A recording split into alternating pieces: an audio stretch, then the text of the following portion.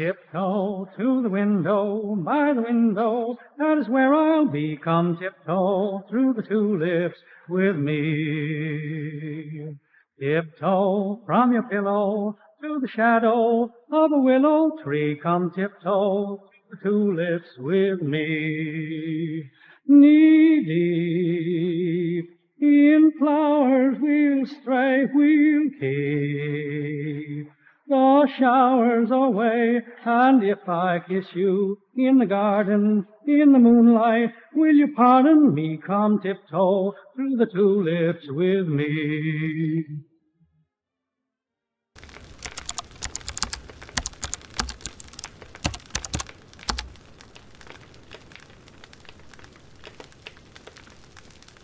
याद करो अपनी फिजिक्स की एनसीईआरटी को या फिर वो टेड की वीडियोस जो आप खाना खाते टाइम देखते रहते हो।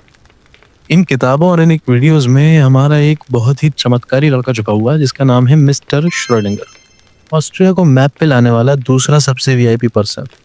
उनके कई चमत्कारों में से एक था श्रोडिंगर कैट एक्सपेरिमेंट।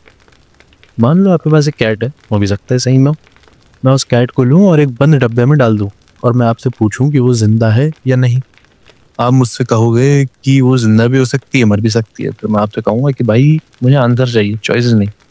तो आप मुझे सिर्फ एक ही कंक्लूसिव आंसर दे सकते हो जो है कि वो जिंदा भी है और मर भी चुकी है। And in a way it is equal times dead as it is alive. Answer सिर्फ यही, चॉइसेस बहुत सारी हैं। You might believe something but this is the only thing that you know. That is why it is called a paradox. आसान भाषा में कहें तो कॉन्ट्रडिक्शन। आपको ये बात ऑलरेडी पता होगी। सिमिलरली एक श्रोडिंगर डूशबैग वो इंसान है जो अपनी बात को लेकर सीरियस है या मजाक कर रहा है। इसका डिसीजन वो आपका रिएक्शन देख कर करेगा। Before that it is still a paradox. उसकी कंट्रोवर्शियल बात आपको पसंद आई तो इट वाज एन ओपिनियन, और अगर आपको गंदी, गलीज और डिस्गस्टिंग लगी तो it was just a harmless joke. उसकी बात एक ओपिनियन है या जोक, उसका डिसीजन वो नहीं, आप लेते हो। श्रोडिंगर का डूशबैग ये सब हरकतें सिर्फ एक चीज़ के लिए करता है, वो है प्लॉजिबल डिनायबिलिटी। यानी वो अपनी एक लोडेड बात को भरी महफिल में रख सकता है और डिसएग्रीमेंट होने पर उसे जज होने का कोई डर भी नहीं, बिकॉज जब तक वो जज होगा उससे पहले वो कह देगा नहीं नहीं भाई ये तो एक जोक था बस। प्लॉजिबल डिनायबिलिटी का बेस्ट एग्जांपल भाई मैंने देखा था गोलमाल 3 में, जहाँ पप्पू प्रीतम और मिथुन ने एक बहुत शानदार लाइन बोली थी, बुरा ना माने तो एक बात पूछूं? हाँ हाँ पूछो। आप शराब पीते हैं क्या? इंक्वायरी कर रहे हो तो ना, और अगर ऑफर कर रहे हो तो हाँ।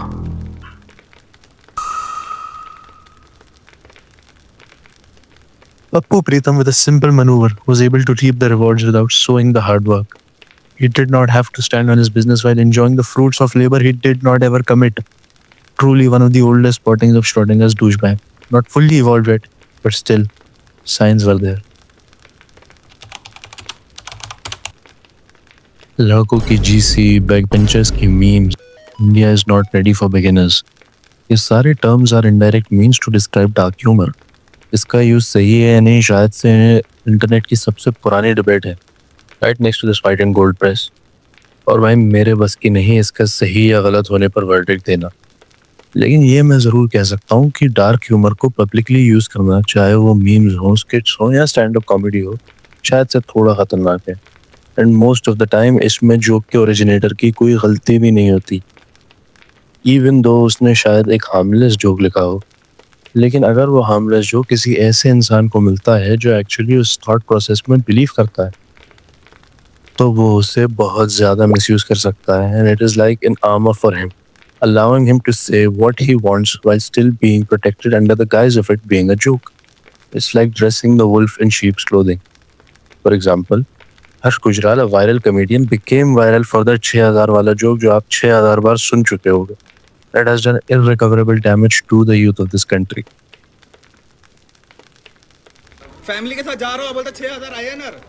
आपको कहा क्या मैंने? किसको बोला? मेरे को समझता नहीं है। मेरी वाइफ रशियन है तो तू उल्टा सीधा बोल रहा है, मेरे को समझ नहीं। आपको कहा ही नहीं। हाँ नहीं तो रुको ना अभी। तभी होगा। अंकल पुलिस को बुलाना जा रहा है, यहाँ पे कौन है हैंडल करता है?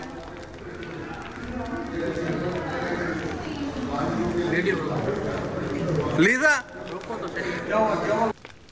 और यार पर्सनली अगर देखो तो मैं इसे डार्क ही कहूँगा क्योंकि ह्यूमर तो ये नहीं है, but you find it funny then whatever floats your boat.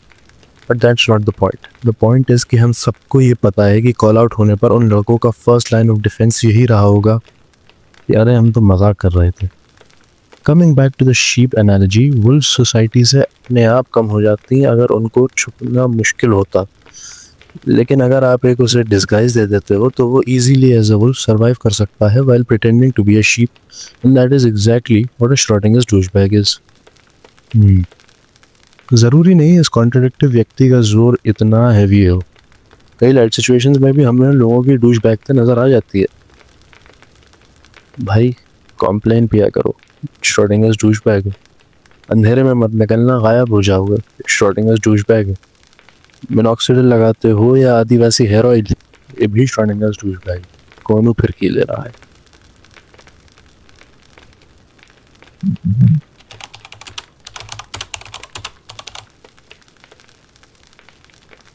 मगर बुलबुले डॉन, इसका सोल्यूशन क्या है? मैं जानता हूँ आप लोग ये सोच रहे होंगे.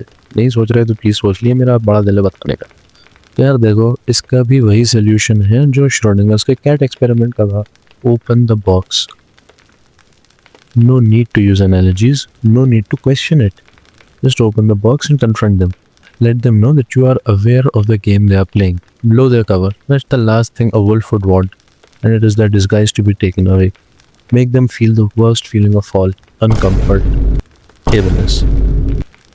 Then only you can stop them. वैसे एक और तरीका है, अगर आप नॉन कन्फ्रंटेशनल हो तो just play dumb. No need to play the game, or let them know कि you know that they are playing it. Let them keep their disguise on as they keep making a fool out of themselves. ऐसे एक interesting बात और है. कई बार आप डब्बा खोलोगे only to realize it was you inside the box, not someone else. जो कि आपके लिए काफ़ी आई ओपनिंग एक्सपीरियंस हो सकता है. यार देखो, सच बताऊँ तो मैं खुद भी कई बार इस डब्बे के अंदर पाया गया हूँ और शायद आगे भी पाया जाऊँ. And the best course of action for me or anyone else is that to show some humility and इज्जत से माफ़ी मांग लो. आई नो कि सिचुएशन ऑकवर्ड हो सकती है, मगर इसके भी जिम्मेदार आप ही होगी, वो नहीं जिसके खिलाफ आपने अपनी डूश बैगता दिखाई है. ऐसा तो आई नो आप इतने प्यारे, इतने कुछ इंसान हो कि ऐसी हरकत कभी नहीं करोगे. Love you viewers. मगर हाँ, स्टिल सावधान रहें, सतर्क रहें और मौज मस्ती करते रहें. बाय. मुंदरी बनाई फिरे ते विच नग जड़वाई फिरे, एक पासे बिल्लो तेरा नाम लिखवाई फिरे. प्यार तेनू कर दे गबरू, प्यार बड़ा कर दे गबरू.